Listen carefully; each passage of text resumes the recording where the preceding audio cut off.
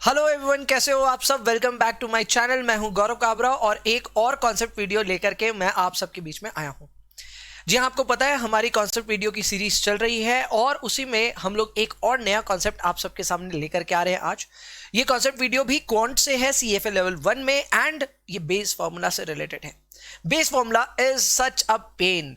सबको प्रॉब्लम होती है बेस फॉर्मूला में, खास करके मतलब हार्ड नहीं है, मैं ये नहीं कह रहा कि ये हार्ड है, बट स्टिल पिक्यूलियरिटी तो थोड़ी बहुत है और कईयों को ये परेशान कर देता है। सो ऐसे में आज मैं इस पूरे बेस फॉर्मूला को एक अलग ढंग से डिकोड करने वाला हूं आप सबके सामने, so that you will never ever be required to remember the formula. Yes, a very good statement has been made already that आपको फॉर्मूला याद करने की दरकार नहीं पड़ेगी, बट दैट बेसिकली मीन्स कि आपको एक बढ़िया अंडरस्टैंडिंग की रिक्वायरमेंट पड़ेगी। तो उसी को ध्यान में रखते हुए इस पूरे कॉन्सेप्ट वीडियो को ढंग से देखिए, प्लेलिस्ट को जाकर के जरूर चेक कर लीजिए and subscribe to the channel and bell icon जो भी है वो रेगुलर जरूर से करिएगा। So let's get started with the concept base formula. Well, base formula की मैं बात करूं तो सबसे पहले मुझे आपको ये फॉर्मूला ही दिखाना चाहिए। टॉकिंग ऑफ द फॉर्मूला, तो ये है भाई अपना फॉर्मूला गंदा सा जो आपको नजर आ रहा है। अब ये आपको शायद गंदा लगे, कुछ लोगों को अच्छा लगे, बट जो है यही है। इस फॉर्मूले के हिसाब से अगर हम जाएं तो यहां पे आपको कुछ नोटेशंस को सबसे पहले समझना पड़ेगा। ये फॉर्मूला आपको बेसिकली ये बताता है कि कंडीशनल प्रोबेबिलिटी किस तरह आप कैलकुलेट कर सकते हैं। अगर मान लो आपको एक कंडीशनल प्रोबेबिलिटी कैलकुलेट करनी है, which is probability of the event provided information is available या information is given, तो उसके बाद वो event होगा, उसकी क्या probability है। So that is actually dependent on the probability that the event has occurred and the information was passed on and divided by probability of information into probability of event। I know ये सुन करके आपको बड़ा ही अजीब लग रहा है और आपको ऐसा लग रहा है यार ये सब क्या है। इनफैक्ट ये और ज्यादा आपको ट्रबल में डाल सकता है जब ये PAB, PB वगैरह वगैरह टर्म्स में आपके सामने रखा जाए। So what I am trying to do, मैं बिना इस फॉर्मूले को ज्यादा यूज में किए, हालांकि रिजल्ट सेम ही आएगा, बट इस फॉर्मूला को बिना यूज किए I will give you an example और दिखाऊंगा वो एग्जांपल किस तरह एक ऑल्टरनेटिव वे में डिस्कस हो सकता है। उसके लिए let's take an example here. सबसे पहले एग्जांपल बहुत सिंपल है, आप देख सकते हैं यहां पे मैंने आपके लिए कुछ इंफॉर्मेशन लिख रखी है, जैसे कि प्रोबेबिलिटी ऑफ प्रिपेयर्डनेस। अब आप लोग सभी लोग CFA लेवल 1 का एग्जाम देने जा रहे हैं। मोस्ट लाइकली ज्यादातर बच्चे जो ये वीडियो देख रहे हैं वो CFA लेवल 1 के लिए प्रिपेयर कर रहे होंगे। So if you are going to go for your examination, तो मान लो आपकी प्रोबेबिलिटी कि आप अपने एग्जाम के लिए तैयार हो जाओगे, दैट इज 70%। ठीक है, so the probability that you will be prepared by the time you will go for your examination is 70%। जाहिर सी बात है the probability that you will not be prepared is then 30%। इसके अलावा the probability of overall passing the examination of yours is, मान लीजिए 80%, यानी there is 80% chance that you will pass the examination. So that happens to be P, यानी probability of pass, and that is 80%। Then we have a conditional probability जो कि ये कहता है what is the probability of you passing the examination provided you are prepared for the exam. क्या probability है कि आप अपने एग्जाम को निकाल लोगे अगर आप एग्जाम की तैयारी अच्छे से करते हो। भाई इसके लिए आपको यहां पे इंफॉर्मेशन दी हुई है विच इज 90%। इसका मतलब क्या हो गया, इसका मतलब यह है that if you prepare well for your examination there is a 90% chance that you will clear your examination. Now what are we required to calculate? We are required to calculate probability that we were prepared given that we passed the examination। उल्टा पूछ रहा है, अब आपको यह पूछ रहा है कि क्या प्रोबेबिलिटी है कि आप जब एग्जाम पास किए तो उसमें आप प्रिपेयर्ड थे इसलिए पास किए। Got the point? So what is the probability that you have prepared given that you have passed the examination. अब इसको कैलकुलेट करने के लिए देखो बेस फॉर्मूला लगाया जा सकता है। अगर मैं बेस फॉर्मूला डायरेक्टली लगाऊं तो देखो क्या रिजल्ट आएगा, वो आपके सामने रखता हूं। अगर हम बेस फॉर्मूला यहां पे लगाएं तो बेस फॉर्मूला के हिसाब से the probability that you have prepared given that you have passed the examination is equal to probability of passing the examination given you have prepared for the examination divided by probability of pass into probability of preparedness। सुनने में बड़ा weird लग रहा है but yes, calculate करने पे इसका result आ रहा है 78.75%। ये है hardcore application of base formula. अब अगर आप इस फॉर्मूला को अप्लाई नहीं करना चाहते हैं, there is alternative way of doing that. उसके लिए हमें एक डिसीजन ट्री समझना होगा कैसे कंस्ट्रक्ट होता है।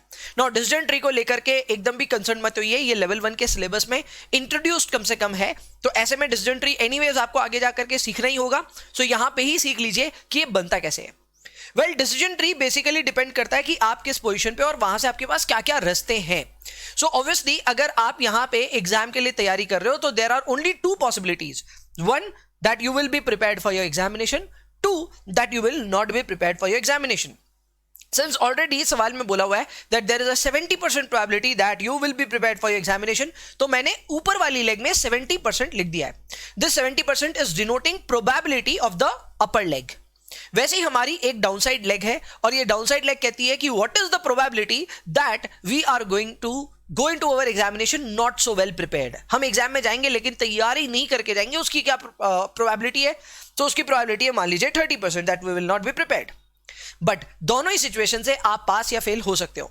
ऐसा भी हो सकता है कि आप प्रिपेयर्ड थे, प्रिपेयर्ड होने के बाद में आप पास हो गए एग्जाम में, या फिर ऐसा भी हो सकता है, कुछ अनफॉर्चुनेट केसेस में ऐसा भी होता है कि प्रिपेयर्ड होने के बावजूद कोई कारण से फेलियर देखना पड़ गया. और उल्टा भी हो सकता है, कई बहुत लकी होते हैं बच्चे, या फिर पता नहीं उनकी बहुत बढ़िया किस्मत होती है, कम प्रिपेयर्ड या फिर ना के बराबर प्रिपरेशन के बाद में कुछ बच्चे वहां से भी पास हो सकते हैं. होने को तो हो ही सकता है, लेकिन उसकी इंफॉर्मेशन आपके पास नहीं है. What is the possibility that somebody who is not prepared will pass the exam, ये हमें एकदम भी नहीं मालूम. Correct. So we are actually keeping that as question mark. और वहीं पे नॉट प्रिपेयर्ड होने के बाद फेलियर के क्या चांसेस है ये भी हमें नहीं मालूम. चलो इसको भी रहने दिया. लेकिन हमें ऊपर वाली लेग यानी कि जो प्रिपेयर्डनेस है उसके आगे की इंफॉर्मेशन पता है. उसके आगे की इंफॉर्मेशन हमें पता है कि अगर कोई प्रिपेयर्ड है तो उसके पास होने के चांसेस 90% हो जाते हैं. ये इंफॉर्मेशन हमें यहां पे मिल गई थी. अगर आप देखेंगे तो we were given this information, ये रहा. Correct. We were given this information that if somebody has been prepared for the examination तो उसके पास होने की प्रोबेबिलिटी 90% है. तो कितने परसेंट चांस होगी वो फेल हो सकता है? रिमाइंडर 10%. तो उसी चीज को मैंने यहां प्लॉट किया है. 90% is the chance that you will pass the examination provided you are prepared for the examination, and वहीं से 10% chance failure का अभी भी खुला है. But now what are we going to do? Now we are going to actually calculate joint probability here. Joint probability कैसे calculate होता है? बहुत सिंपल है. जॉइंट प्रोबेबिलिटी के लिए आप जिस भी डायरेक्शन में बात कर रहे हो उसमें बस प्रोबेबिलिटीज को आपस में मल्टीप्लाई करो. ये एक तरह से कंडीशनल प्रोबेबिलिटीज को ही, कंडीशनल प्रोबेबिलिटी से जब आप अपनी बेस प्रोबेबिलिटी को मल्टीप्लाई करते हो तो जॉइंट प्रोबेबिलिटी आता है. ये वही हो रहा है. But to keep it very simple, यहां पे आपको 70% और 90% को आपस में मल्टीप्लाई करना है and you are getting a probability of 63%. Now this is the joint probability. इसका मतलब ये प्रोबेबिलिटी है कि आप प्रिपेयर्ड भी थे और आपने एग्जाम भी पास किया. दोनों चीजें, ये बीच में एंड है और नहीं है, ठीक है ना. So the chances that you were prepared as well as you pass the examination is 63%. लेकिन आपको ये भी पता है that your overall chance of clearing the examination is 80%. Your overall chance of clearing the examination is 80%. तो बाकी differential percentage कहां से आएगा? यहां से, जो नजर नहीं आ रहा था आपको, ये इतनी इंफॉर्मेशन में. देखो सीधी सी बात है, अगर आपके total probability of passing the examination is 80%, but the probability of passing the examination provided you have prepared, उसकी जॉइंट प्रोबेबिलिटी आ रही है 63%, तो डिफरेंशियल 17% होगा. आप इसे कैलकुलेट करें नहीं करें कोई फर्क नहीं पड़ता, बट आपको यह चेक करना है कि टोटल प्रोबेबिलिटी जो 80% थी उसमें से कितनी परसेंट प्रोबेबिलिटी है कि हम प्रिपेयर्ड होने के बाद में एग्जाम पास किए. So that is 63%. What we need to do is just to do a fraction calculation here. हमें सिर्फ एक fraction calculation करना है कि what was the probability that we passed the examination provided we were prepared. या फिर ऐसे भी बोल सकते हो what was the probability that you were prepared given that you passed the examination. तो उसके लिए 63/80 करके आपका रिजल्ट आ जाएगा and this is 63/80% and ये आ गया 78.75%. एक बार के लिए आपको ये भी थोड़ा कॉम्प्लेक्स लग सकता है, बट आप इस सिचुएशन को इस तरह से देखिए. देखो, अगर आप एग्जाम पास करने वाले हो तो आपके पास दो ही रास्ते हैं. You can pass the examination only in the 2 ways. Number 1, you have passed the examination plus you were prepared, correct? And number 2, you passed the examination but you were not prepared. ये दो ही तो situation है. अब अगर इसमें आपको ये पता है कि ओवरऑल पास होने की प्रोबेबिलिटी थी 80%, out of that 63% is attributed to a situation where you pass the examination and you were prepared, and reminder obviously not prepared में चली जाएगी 17%. हमें 17 से कुछ नहीं करना, हमें बस ये कैलकुलेट करना है what were the chances that we pass the examination provided we were prepared, या फिर ऐसा बोल सकते हो that we pass the examination that is given, तो what was the chance that we were prepared as well. तो 80% chance है कि आप पास हुए होंगे, उसमें से 60% है कि आप प्रिपेयर्ड भी थे. So this will give you your probability value which is 78.75%. अब होने को यहां पे भी वही हो रहा है जो आपने बेस फॉर्मूला में किया था, बट डिसीजन ट्री आपका एक एनालिटिकल अप्रोच और क्लियर करता है, जो आने वाले टाइम पे आप और विटनेस करोगे when you will be practising decision tree. But yes, this is another style of doing base formula. जिनको बहुत प्रॉब्लम होती है बेस फॉर्मूला में, वो इस तरह से भी अपने सवाल को अप्रोच कर सकते हैं। आई टोटली अंडरस्टैंड, और मैं आपके साथ खड़ा हूं। जब आप सोच ही रहे होंगे कि यार इसका एप्लीकेशन मुझे दिक्कत करने वाला है, तो आई वुड रेकमेंड कि आप जाइए और एक आधा क्वेश्चन इस पे प्रैक्टिस करिए, एक आधा क्वेश्चन इस अप्रोच से प्रैक्टिस करिए।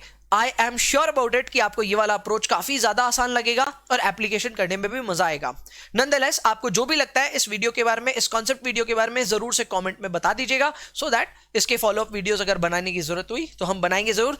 At the same time, what ever topic that you like, जो भी आपको चाहिए उसके बारे में आप कमेंट्स में बता सकते हैं, सो दैट नेक्स्ट वीडियो हम उसी पे बनाएं। So that is it for today. I will see you in the next one. तब तक के लिए bye bye, take care, enjoy yourselves, and yes, पढ़ाई करते रहिए। चलो बाय।